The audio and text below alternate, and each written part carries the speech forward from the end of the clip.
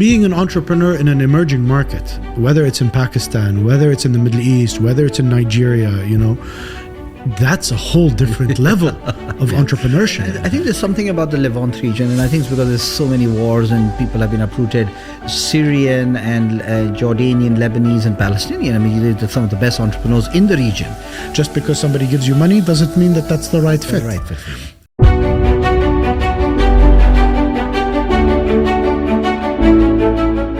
Hello and welcome to another episode of Alchemy of Transformation podcast. Here we discover the essence of why things the way they are.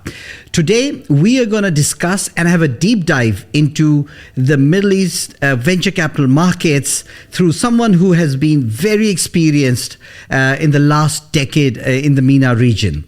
Venture is something which is seen as an enigma, as a mystery, and something that in the West people are very familiar with, or people think that it can only happen in the West. But now, recently, we have seen both UAE, Saudi Arabia, in Egypt, even in Asia, venture investing has become not only mainstream, but it has got the fascination of both the government as well as the youth and the corporate sector.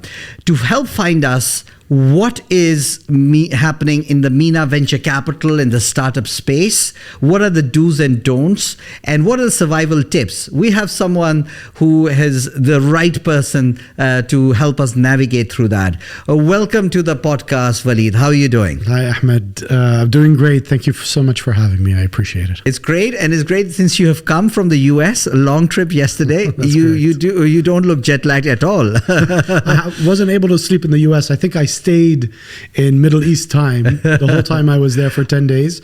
So when I came back, I was okay. I can imagine. There is a way to do that. It takes a big toll on your body, but you can do that. True. So Waleed, you've been a big presence in the MENA venture capital space, and not many people know about it. But the starting scene was not Dubai.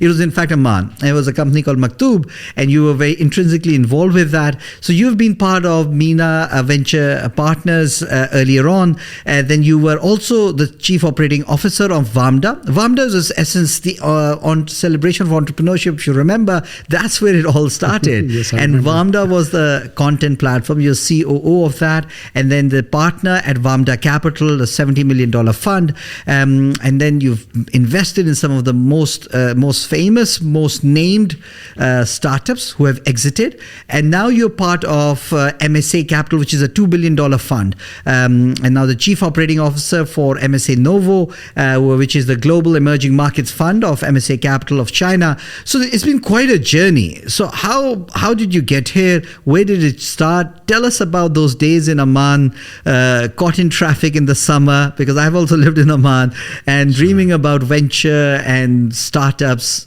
How did it all begin? Sure. Thank you so much, Ahmed. And I really appreciate you having me here, and for your audience for tuning in and hopefully getting the insights about the venture capital landscape of what's happening in the MENA region specifically, where I've spent most of my time and most of my experience.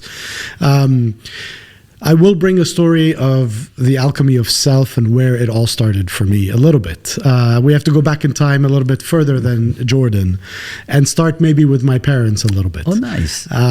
My dad has been through 4 exiles in his life. So he came from Palestine, went to Jordan, went to Libya, went to Kuwait, came back to Jordan, spent some time in Syria. Life was difficult in the Middle East. There's a lot of times where you have to reinvent yourself and restart. And I think that's where the essence of entrepreneurship comes from, right? That need for survival, that need to feed your family, that need to self-actualize and create something that is good for you, good for the community, and also has a positive impact on your family. And that's kind of the environment that I grew up in. From a very early age, I was born in Kuwait. My dad was an entrepreneur. He worked in a cosmetics company, bringing different brands to Kuwait, and then started his own business doing confectionery. My mother then started a fashion label and basically getting dresses and selling them in the fashion industry, and then into jewelry. So being a kid, growing up in an environment where both your mother and your father are entrepreneurs and working, really puts something inside you. It makes you kind of understand life from a different angle. Things are not always safe. Things are very exciting. And I remember from my earliest years, I used to help out because the whole family used to help out. I have 3 older sisters, and they also became entrepreneurs themselves. And my wife today, she's an entrepreneur. So I feel I've been, galvanized in the environment of entrepreneurship, and I find it extremely exciting. I left Kuwait for the Gulf War. I spent some time in Jordan. I did my high school there, and then I moved to Montreal, Canada, where I spent 11 years. And there my dream was to become a musician. Not a lot of people know that about me, but I've played music professionally for 10 years. Wow. And the bug of entrepreneurship coming from my youth clearly was very evident because I led the band in artist management. We got signed to an independent label out of New York. Wow. And it's very guerrilla style marketing, which means you put up posters, you try to sell tickets to your concerts, you produce CDs. At the time it was CDs, there wasn't any MP3s. And you try to build a name for yourself, market yourself. And that's why I did my undergrad in marketing. My idea was, how can I use marketing tools to be able to become successful? So in my youth, I worked with my parents. I worked with my uncle as well, who's an entrepreneur. And then I started my music career, my dream to be a musician. That didn't work out the way I wanted. So I also established a non-for-profit organization around yoga, dance, and music. I was very interested in bringing communities together, and then decided to do my MBA at the American University of Beirut. And I had an idea of a startup business, and Mr. Fadi Ghandour, who is the well-known, infamous entrepreneur from the region, the founder of Aramex, the first Arab company to go public on NASDAQ, was giving a talk about CSR at the American University of Beirut while I was attending there and doing my MBA. Wow. So that was the initial spark that I had to go and introduce myself to Fadi. I actually went after his talk. It was in a theater. There was a lineup of people that want to meet Fadi, as is usually the case wherever he shows up. He's a rock star. He's an amazing rock star and an amazing human being. And as successful as he is on the business side, his giving back and care about the community and philanthropic side is really what attracted me to this human being, who is completely holistic in his way of doing things. And you did not find a lot of business leaders that had both of these characteristics. You had business leaders that were very successful, but it was questionable about the ways that they achieved that success or created enemies along the way. Fadi, on the other hand, was loved by everybody that I know and was extremely successful both on the social side and on the investment and business side. So I went and I introduced myself, and I introduced myself as a Jordanian. And he said, great, when you're in Jordan, why don't you come and have a cup of coffee with me? Wow. So early in the Facebook days, I got into Facebook, I befriended him, and I texted him, I think at 6 or 7 in the morning. And if you know anything about Fadi, he's an early riser and he gets most of his work done in the morning. I just happened to be at the right time. I got his attention. And then I went and I had a cup of coffee. And, I had a business plan, so I gave it to him. But I also put in my CV.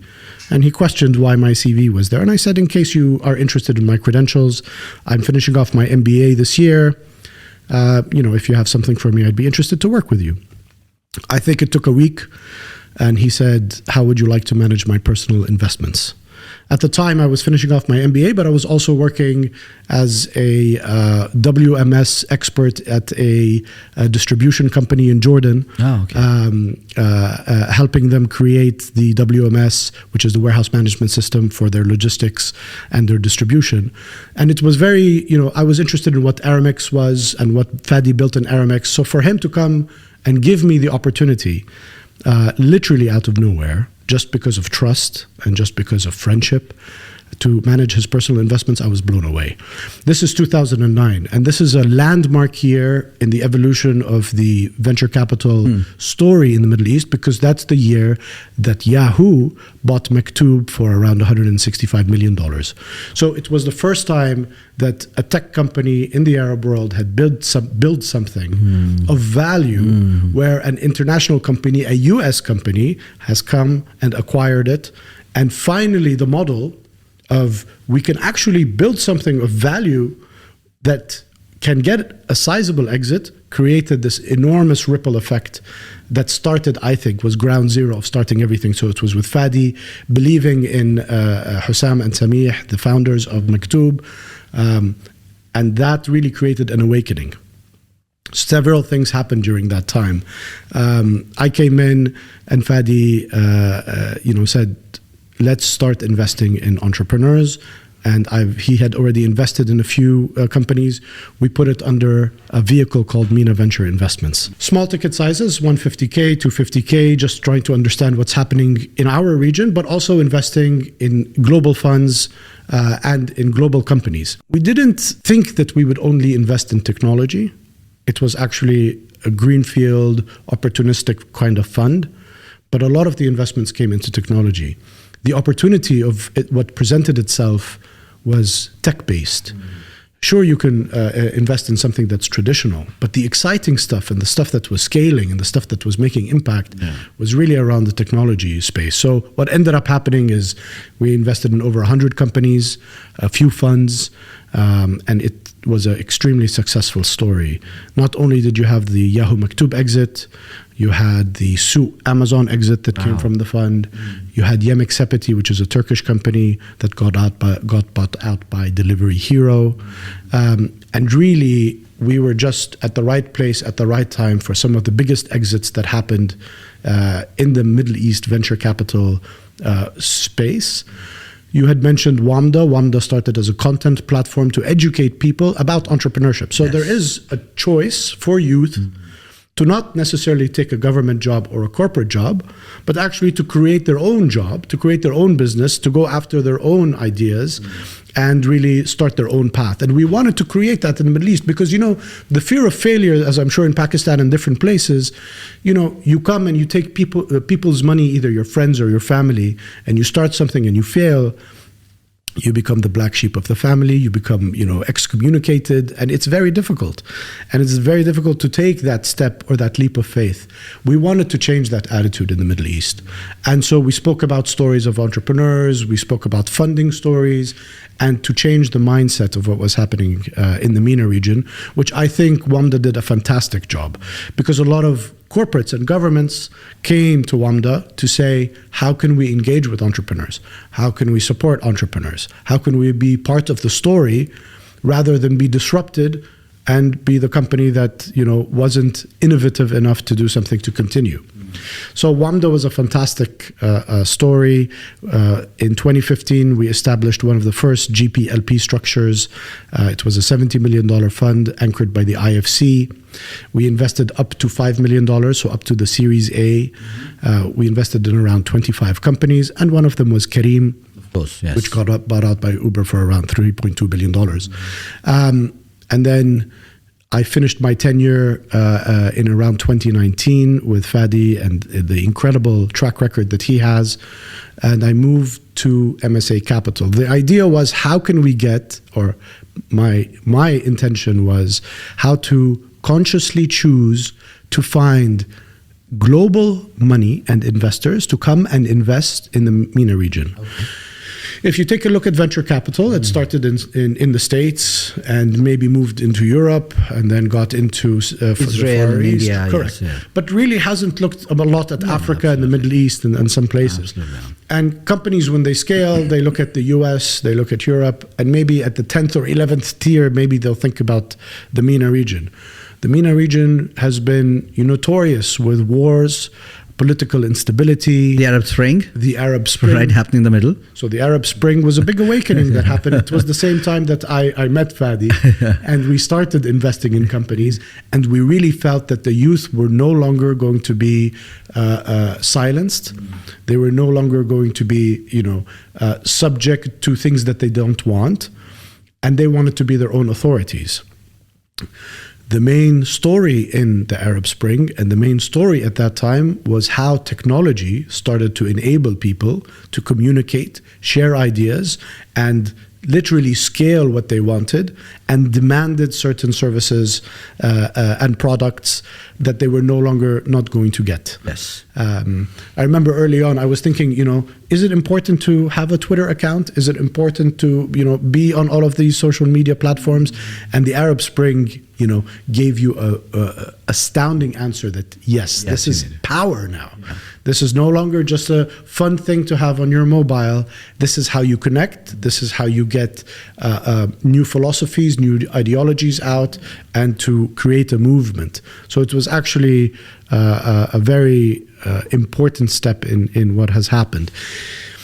As everybody looked towards the West, and specifically towards the States, as a model of success for venture capital and for money coming in, the amount of exits that were happening in the MENA region were very few and far between. Yeah.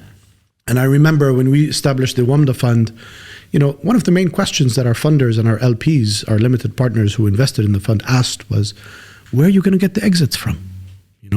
You're in a geography that is marred by political instability, very difficult to scale because you're scattered into 22 countries in the Arab world. Who's going to buy you? Where are you going to get your funds from? And to wait for an American company to come and acquire something, as we saw with Yahoo, and then we saw with Uber, and we saw with Amazon, was literally happening once every 5 to 8 years, which was not creating the kind of velocity and turnover that you needed. Yeah. So I decided to take a look at what was happening in India, Indonesia, Singapore, and China. I thought that the East was doing something fantastic as they were growing and creating these incredible businesses that were probably closer to our DNA in the Middle East than what we saw in the US and Silicon Valley. If you're an entrepreneur in the US or Europe, you can establish your company, you can be very focused on what you're doing, and you can get acquired by the Googles, the Apples, the Facebooks, the IBMs, etc. In the Middle East, it's not that way. You have to be able to really think outside of the box and to create incredible business models that sustain you long enough, and you have enough cash flow to stay alive and scale properly for one of these companies to come in. So what was happening in China? What was happening in the East that maybe we can learn from? I met MSA Capital, oddly enough, because we were fundraising for a new WAMDA fund, and the GPs of MSA were interested to invest in the WAMDA vehicle. Okay.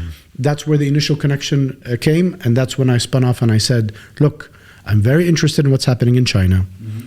Clearly, your entrepreneurs are doing great because MSA in 2018 had 6 IPOs for their sector leaders in every single industry that they've invested in. So they invested in Mobike, they invested in Meituan, last mile delivery, they invested in Neo, which is the electric car company.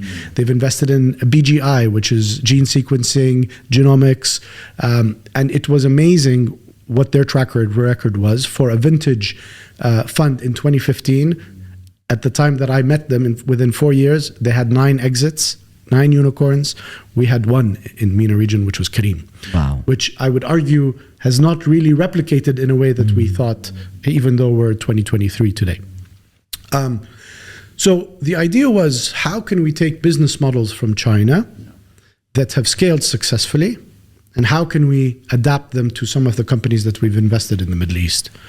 And really there is where the story of MSA comes, and some of the work that I'm doing and today. We can talk about that also. But it's a fascinating journey that has taken, and it's like the journey of your father, 4 times immigrant, Muhajir, as we call it, in the different circumstances, and every time packing, unpacking, starting afresh, whether this was Libya or Kuwait or Jordan. And it's like being a serial founder, that you have to found yourself or found, in a new country. So I think this is good training for that. And your mother also being a founder, being an entrepreneur. So the thing that comes to my mind is that were you the chief operating officer of your family? I think that is the image that I can think about. You young person, kind of managing everything, making sure I think things at some happen. level, I don't think I had the authority to manage everything. Yeah. But I was keenly aware, listening to the different positive and negative ways of doing things, and the importance of perseverance. Yes. Right? Because you're not going to get things right all the time. You will fail, you will fall, but you have to get up. And unfortunately, my father's entrepreneurship journey was forced entrepreneurship. If you didn't work, you didn't put food on the table. I mean, you don't, there are no jobs. You really don't have much of a choice. So I think what really influenced me at that stage in my life was listening, taking in some of the lessons learned from the family. And my uncle was a big success, and I worked with him during the summers. I was very curious to understand. I worked on a telex machine. I don't know if you remember, but it was. Telex. I thought it was so super cool that there was this sticker tape thing that you would type and it would be received someplace else. This was before the fax days, and then the fax days came in, and it was incredible to see what technology happened, through email, and then further through that. I was fascinated at communicating, at being able to connect with people. My uncle is a trader. He got sugar and rice from different parts of the world and distributed and packaged it in Jordan. And the idea to tie in different parts of the globe, to be able to create commerce, to be able to create wealth, to be able to invest. It was in my years of coming back to the Middle East, because I was in Canada and I spent significant time there, I thought to myself, how can I impact people the most? Do I go to Africa and try to work in a camp? Do I try to do something? How can I most use my talent, who I am, where I grew up, the language that I have, to be able to help people? And when I met Fadi, it was a no-brainer. If you are able to provide financing and money investments to people that are creating, jobs and trickling down that impact to several families, several hundred families, it's an incredible thing to do. So, yes. It started from humble beginnings. Absolutely. And I think there's something about the Levant region, and I think it's because there's so many wars and people have been uprooted. Syrian and Jordanian, Lebanese and Palestinian. I mean, they're some of the best entrepreneurs in the region. Unfortunately, these countries are, because they're not that stable, so they eventually go out. So the very successful Kuwaiti entrepreneurs are Palestinian. You'll find very successful Lebanese entrepreneurs in Nigeria. Apparently in Latin America, Carlos Slim is a Lebanese origin, and there is an El Palestino football club somewhere in Latin America, which of course is rooting for Palestine. So I think it's fantastic, and it tells you about your personal story, but also story of people. The tribe that you belong to, or the region that you belong to, and how you've gotten, and it shows a story of progress, and that's very interesting. That how it has progressed to where you are today. But along the way, I see that you did this band and hustling, I would call it. You said aggressive marketing. So would it be correct to call you the Beatles of venture capital in the Middle East? Beatles were successful at a very early age, and they got a huge fan base wherever they went. Well, in the Middle East, we don't go to the Middle East. I think I was able... Would you like to be known as the Beatles of the Middle East? Be a venture capital of the Middle East. I mean, yes. So who wouldn't want to be as successful as the Beatles of the Middle East? Yes, I think the multiple business avenues and the scope of going into things like yoga, like music, starting several businesses, having female entrepreneurs surround me, and understanding the balance that is needed to raise a family and also run a corporation, and also deal with the stigma of maybe society that may or may not accept female entrepreneurs. It's really the story of the underdog. It's the story of somebody who needs to hustle, who needs to think outside of the box and create opportunity for survival. This is not, I have free time, and I have nothing better to do, and let me think of something. It's something that really drives you and you need to find a path of success. And it's okay if you fail. And it's okay if it doesn't last forever, it only lasts for 5 or 10 years, and then you think of something else and you move on. That's really been my story, which was a story of experimentation. You know, my love was in music, but I had to let that go at some level. However, I've learned a lot from that journey, and I took those lessons to be able to talk to lawyers, to be able to negotiate things, you know, to be able to make sure that my band partners are part of my family or my executive team that I'm also taking care of and have a duty towards, so that I can get them to where they need to go. So I think this experimentation helped me in my investments, helped me understand the founder's perspective and what they have to battle through. I think the idea of venture capitalists, you know, being entrepreneur friendly cannot be just lip service. It has to be something that is felt and ingrained and appreciated, because when you fund these companies and you understand the difficulty and the pressure that these entrepreneurs have to do. They have to feed their family. They have to deal with hiring. They have to deal with firing. They have to make very difficult decisions. They have a fiduciary duty for their investors along with their employees and themselves. It's a lot to take on. The idea of being an entrepreneur is cool today, and thank God we got to a place where it's great. It's great. Where you have business plan competitions and people go and they win all of these awards for being Entrepreneur of the Year and all of these different things. But the reality of it is there's a lot of hard work and a lot of people that have a lot of faith in you, and it's very difficult to fail, and sometimes it's a very lonely place.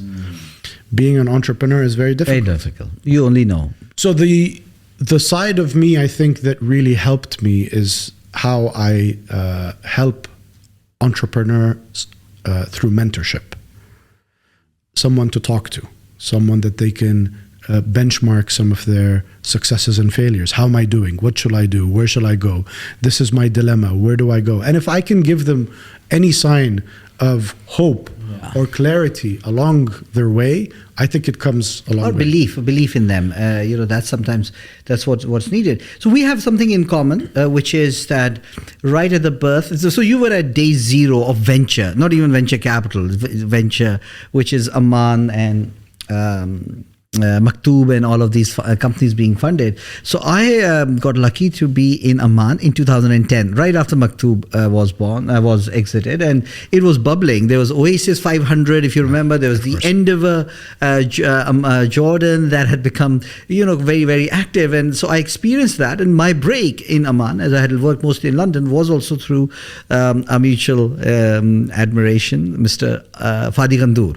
So we have that thing in common. That Fadi was also very instrumental in helping me get into the Middle East through Riyada Ventures. Khaldun Tabaza was, I worked with him in Jordan, and I experienced that, and I think that was fantastic. And so working with Fadi, who's highly energetic person and in a way visionary, because you think about it, Vamda as a content portal was years ahead of its time.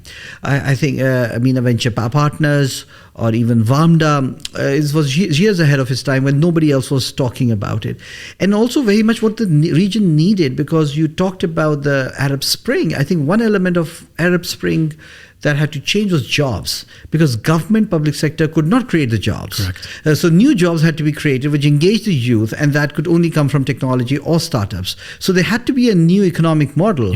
And there it was, Vamda, both as a portal and as a as a venture firm, being that. So what are some of the things? He was a very holistic thinker, and I would imagine that he was. What are some of the other learnings that you had, experiences, share with us from working with Fadi that you've taken, because you worked with him for 10 years? Yes. He really walks the talk. Very few people are able to do that.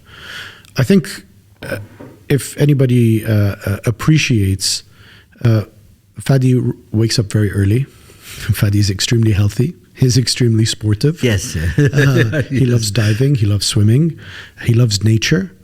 And, for somebody who's looking at the venture capital world and looking at the business world, there's a human side of all of this where it all starts.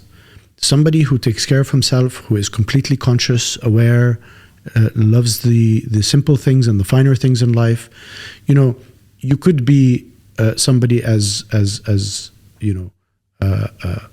financially able, but live a completely hedonistic lifestyle or not take care of certain things.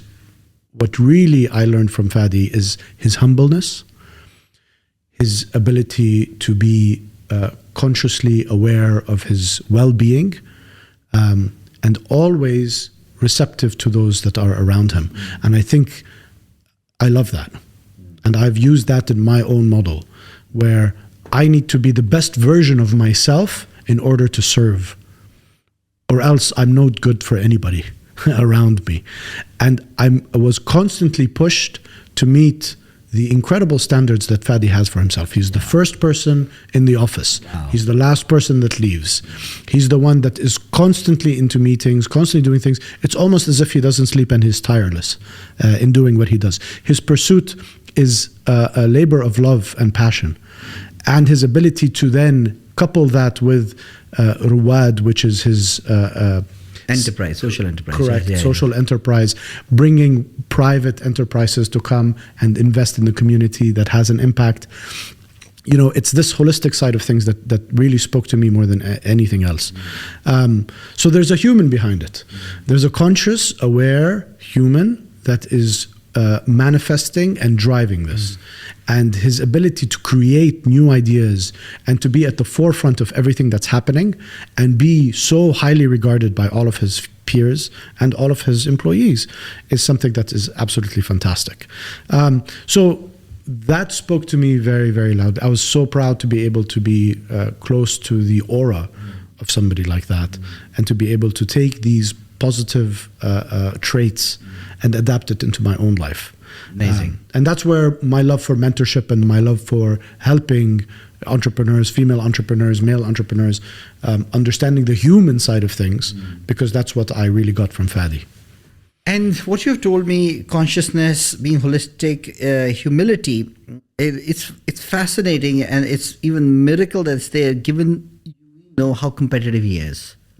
And you have to be to get to that level, and what the achievement is, because nobody gives you, the world doesn't give you anything on a platter. You have to fight for it. So be able to be that competitive and that focus on the objective, and yet you said something very interesting, doesn't have any enemies or everyone who talks very well about it. That is near impossible to achieve that. And I think that's that would be fascinating kind of insight into, you know, probably the rock star Richard Branson of the region, I would say, because he's been like that.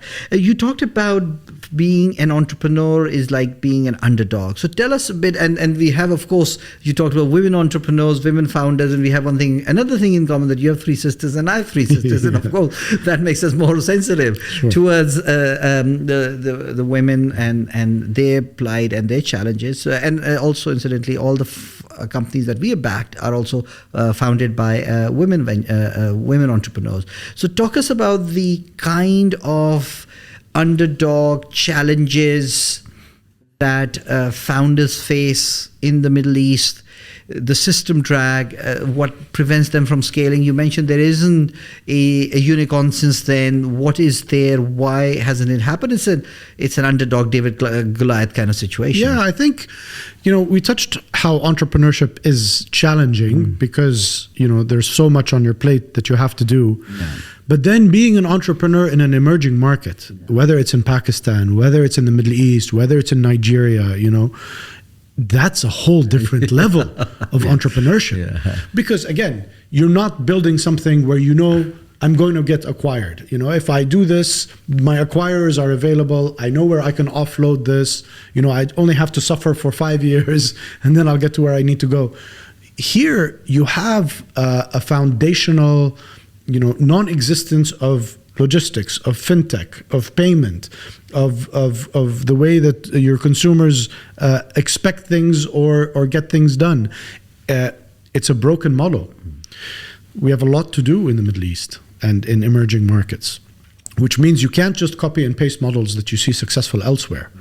You know, I remember a lot of valuations of companies, they used to come to me and want to be valued on the number of users that they had, or the number of eyeballs that they got, or the number of downloads that they have. That doesn't mean anything in our part of the world, as you know, taking it as a benchmark to what Silicon Valley has or Europe has, because here cash is king. meaning you need to be able to create revenues, meaning you're not necessarily going to get successive rounds of funding and you're going to be not profitable for the next 10 years and still try to get the kind of exits that you have. The reality of the situation is that funding in emerging markets is much more difficult. Yeah. Acquiring your talent is difficult. Acquiring your customers is difficult. Keeping them and retaining them is very difficult. Getting your services to be provided at the right time, at the right standard that you want is difficult. You don't find the marketing agency that you want. You don't find the customer service that you want. You don't. I mean, it's so the DNA of an entrepreneur in emerging markets means that they have to think several layers deep and try to take care of so many different things, other than the fact that, you know, they have to keep their family happy and they have to feed them, and, you know, they have to make sure that there's enough salary at the end of the month to pay everybody. And they have to deal with their investors that are nagging on their heads as well. They also have to be able to really understand that to keep this business alive in emerging markets means that you have to be creative, means that you have to do a lot more work. So I would say problem solving on a moment-to-moment basis is one of the key characteristics that an entrepreneur needs to have. I think today, entrepreneurs that are not empathetic, that do not have a level of understanding, that cannot problem solve both internally and externally, will not be able to have a smooth ride. You know, they might be successful for a few months, and we have a lot of startups that are the flavor of the month, or a bubble that, you know, everybody goes through FOMO and starts throwing money at somebody. But if they don't have a concrete business model, if they are not a great leader where they inspire people and people look up to them and they're able to take care of their employees and their stakeholders, it doesn't last. What we've seen in emerging markets is a lot of people coming into the entrepreneurship world, making a big buzz about something, probably making some money, but then going bust very, very fast. As fast as they went up, they went down even faster. And I think it talks about the resilience and the ability of an entrepreneur to have the characters that is required to be able to sustain and to be able to grow and to be able to build businesses. I would say the most successful entrepreneurs in emerging markets today are ones that have prior experience in scaling companies. You know, they're the ones that, you know, for example, the founder of Tabi, Hussam Arab, he came into building his thing from being in Namshi and being in the fashion world and looking at, you know, companies that have scaled and understanding what it means. What it takes. So that they can then go out and build their own thing and become successful. So the DNA of failing fast, failing forward, failing and understanding and learning and coming in again and reiterating, I would think is a much better bet than a first-time founder. I have no problems with first-time founders, and we invested with first-time founders all the time. But it's those characteristics, that resilience, that ability to take the punches and fail and move forward, which really sets apart the failures from the successes in emerging markets specifically. Very interesting. And, you know, I call it system track. So a lot of time is spent trying to resolve the systematic issues which drag you. So you're not focusing on growth, which you would do if you were in the West or the US, but you're focusing on just getting those things that weigh you down. So there's a very, very famous founder. He owns big real estate development companies. So he has got this building and he said, look, you know what? I own this building, but I run the entire municipality around this building, including the cleaning, the security, the traffic, because if I don't do that, my building will not operate. So you know, as a founder, you need to not only solve your problem, the problem that you're solving, you have to solve the problem supply chain, the route to market, and everything around it. So it's a very taxing thing. And of course, if you're battle hardened, if you have worked before and seen it somewhere else, then that works. What about teams? Because teams is not something that in our culture we do well. You know, at least in Pakistan, it's not. Stable teams, deep teams are not there. Founding teams are not there. And for that kind of heavy operational work, you need one person cannot do it. What has been your experience? Is there any rule of thumb you have in terms of investing, the minimum number of founding teams that you're looking at? Tell us about your experience. I mean, teams are essential. You have to be able to have your load be supported by others that you trust in order to get to where you need to go. So what we find a lot is, we have a developer that comes up, is great at UI UX, has developed, an algorithm, for example, that has been patented, and they're very excited about it and they want to change the world, but they have no marketing or business experience. And what happens is they become very myopic in the way that they do things and they see things. And us coming as venture capitalists from a business sense, we are saying, that's great. But what doesn't matter to us how beautiful your UI and UX looks like and what the operations of your algorithm does. If you don't have clients that are willing to pay for this, and if you're not scaling, then you really don't have a business. So the ability to identify your own skill set, identify the gaps that you have that you need.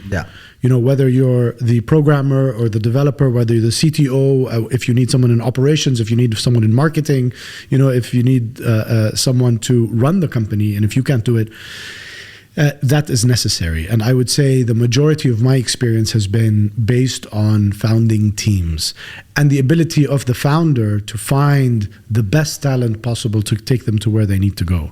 The story of Kareem was that. The story of Soot was that. All of the exits that we saw in the region had two things in common: incredible teams and the ability to scale. Because that's what really creates value for the company and then leads to exits. So it's difficult in our culture sometimes to trust or to give the baton to somebody who probably can execute better than you.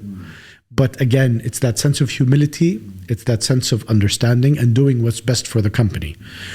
I've also been part of boards where founders, co-founders, that loved each other and were like brothers or sisters and grew this fantastic company, fought.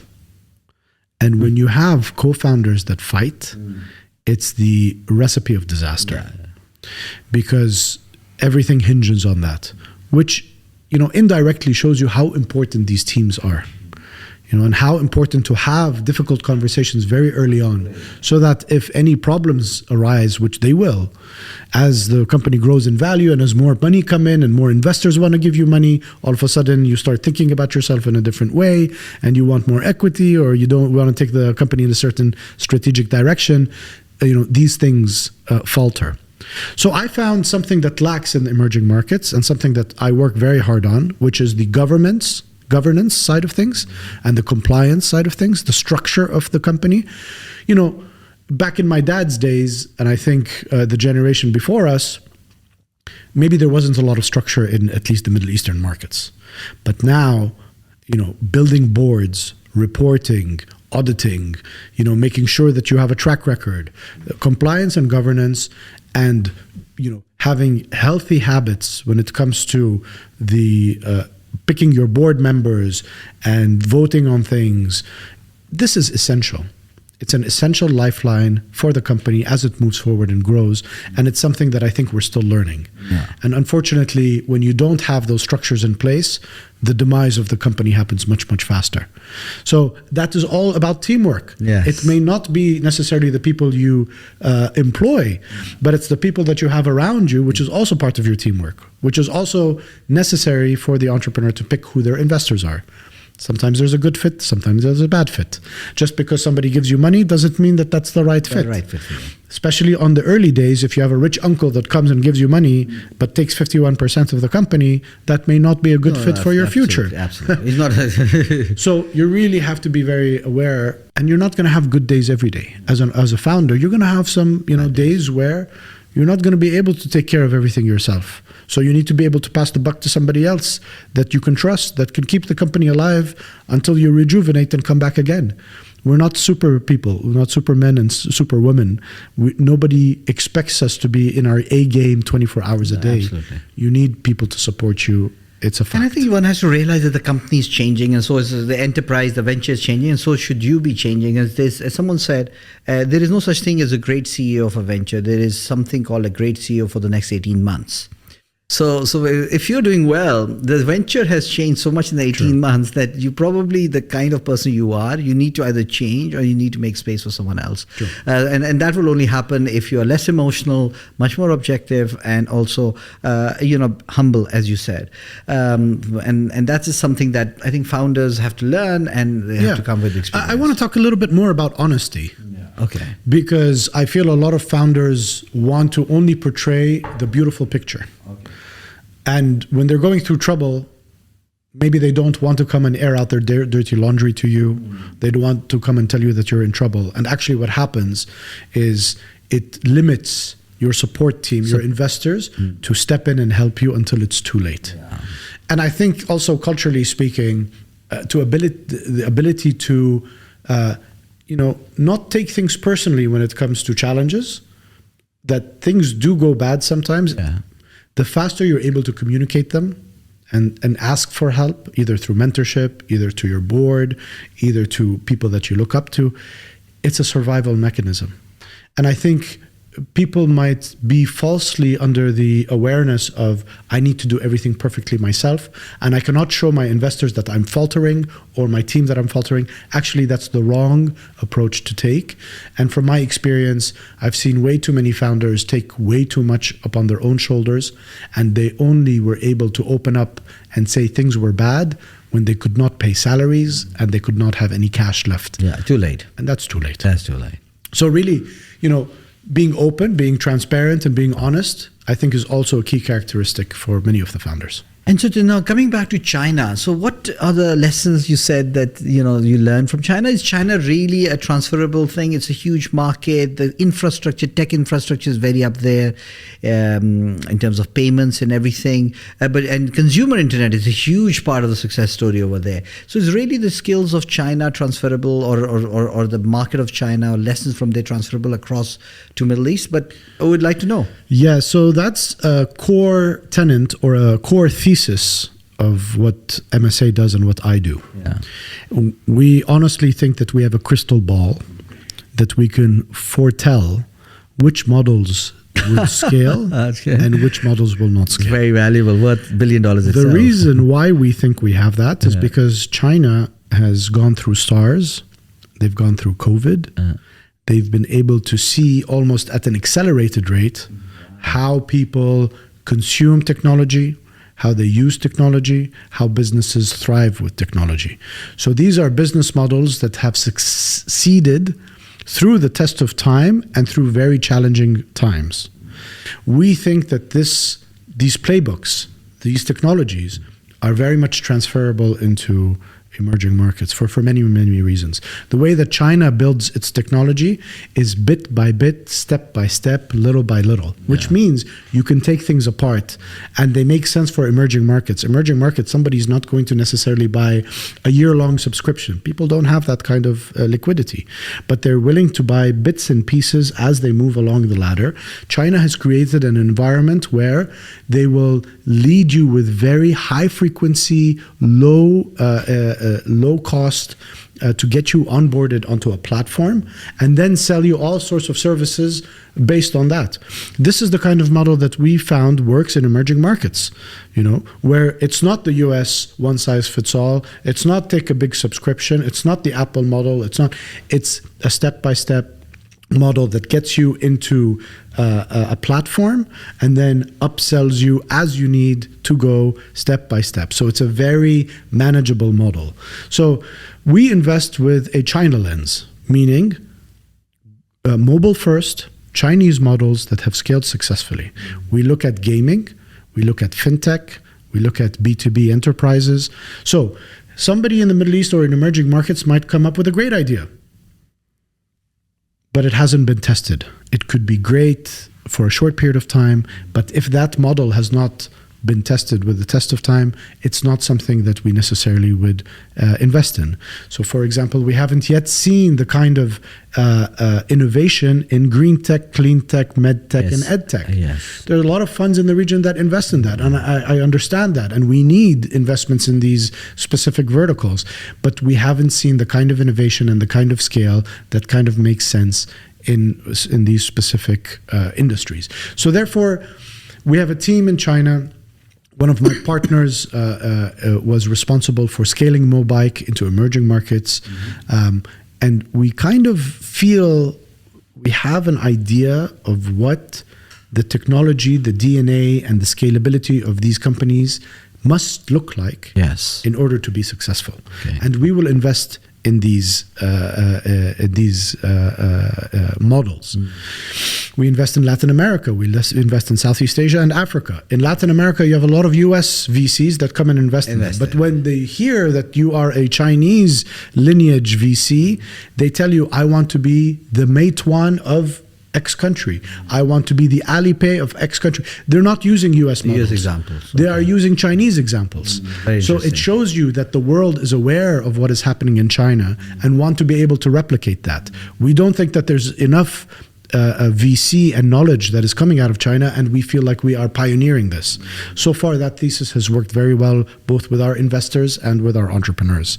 So I think there is kind of a differentiator that MSA has that is very unique for this region and for global emerging markets that we are taking forward in our investment mandate. And so far, it's been interesting. We've been able to get the capital we want. We've been able to attract excellent companies to invest in, and I think it's really something that is very unique. I was in Silicon Valley. I did a fellowship over there in 2017-18, and one of the person over there said, why are you here? So you're from Pakistan, why are you here? You should be in China. The price point, the technology, the scrappiness, the entrepreneurship that you're going to face over there is something which is more relevant to countries like Pakistan and Indonesia, whereas Silicon Valley is really high-end technology. We may not be ready for that. So definitely, I think China does offer it, at least the technology side or and the market pilot of things that can be successful. So wrapping this up, so what are two questions linked together? What is the venture startup crisis that people are not seeing that might happen in the future? What do you think? That's the question. Is there something long range or something? Everything's looking hunky-dory at the moment. A lot of capital, but what do you think long range is emerging, which could be a problem? And lastly, what would it take for another Kareem, another $1 billion exit to happen in the Middle East? What needs to change? Founders, investors, government, all those levels. Great. First, let me take a step back and say, I'm filled with gratitude for being able to be a part of the story of the evolution of venture capital in the region. This is an incredible time.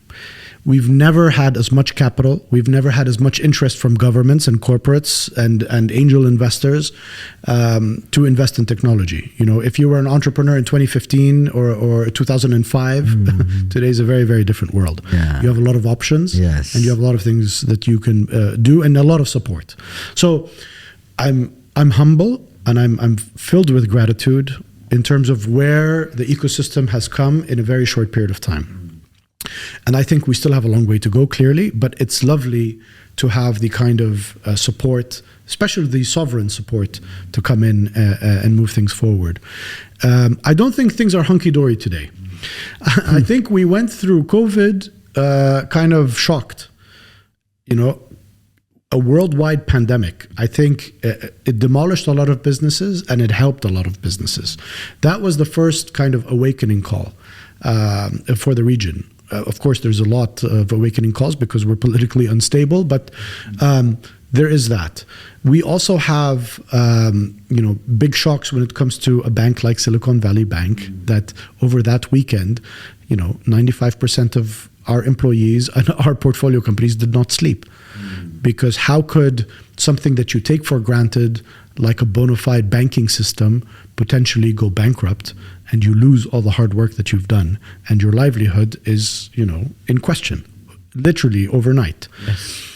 So the financial crisis that's happening right now means, if you look at the statistics and the data, I think the amount of investment that has happened in Q1 2023 is at an all-time low, after we've seen year after year of increased amounts of investment quarter over quarter. So it's not hunky-dory today. It's very difficult to get capital. I think the bubble that we saw in terms of valuations go up, especially in Pakistan with what happened with Airlift and others.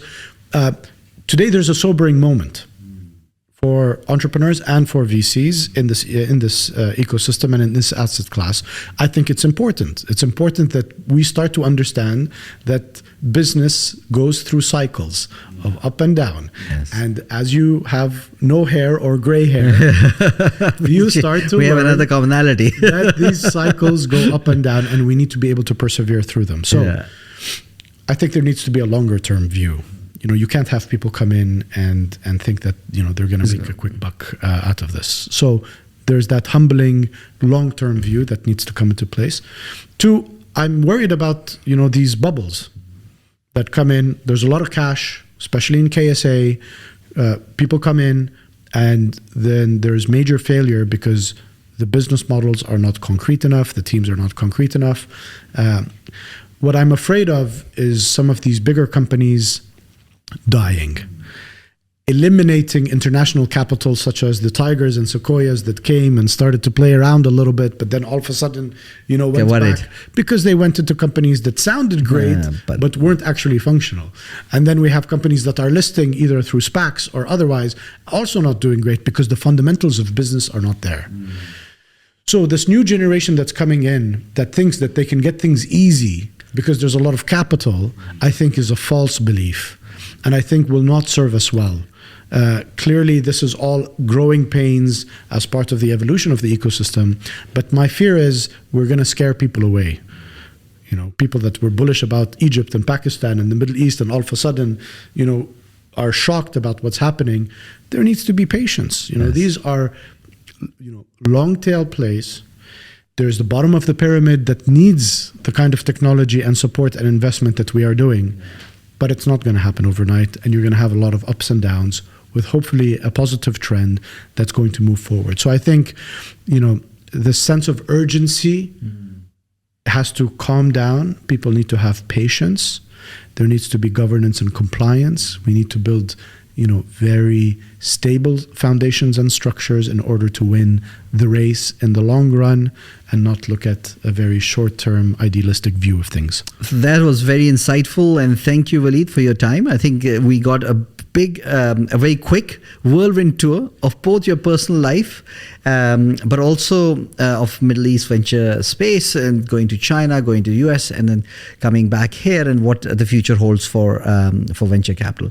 So there comes another episode of the Alchemy of Venture Creation, what it takes to build successful entities. And I think what we heard from the story that goes from Kuwait to Libya to Montreal, comes back to Dubai, and then goes now towards China is a fascinating story, and it tells you that old business principles are still important.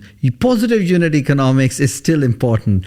Somehow technology doesn't change that. Cash is still important. Your CFO and your treasurer, your product manager is very important, but make sure you hire a good CFO and a treasurer, because that's going to determine how you use your cash, and that has been throughout the region. That's what's important. So those are the important things that haven't changed. But on top of that, of course, one has to be very humble, because the capital comes and somehow you feel that you have the magical touch, but when the capital goes away, the magical touch goes away, and then you should realize that basic fundamentals cannot of the business, if are there, then whether capital comes or slows down or goes, still your business will still succeed. And lastly, I think MSA is very unique. This region has had a lot of American view, perspective of everything from policy to investment and to businesses. And I think there is a new power emerging in the East, and that's China. And I think it will be very interesting to see how their venture capital and investing model can apply to Middle East. And I think MSA and Waleed are spearheading that charge in getting learning from China and applying to the Middle East region. So that was a fascinating and very insightful discussion, and we look forward to joining us on the next episode of Alchemy of Transformation. Thank you.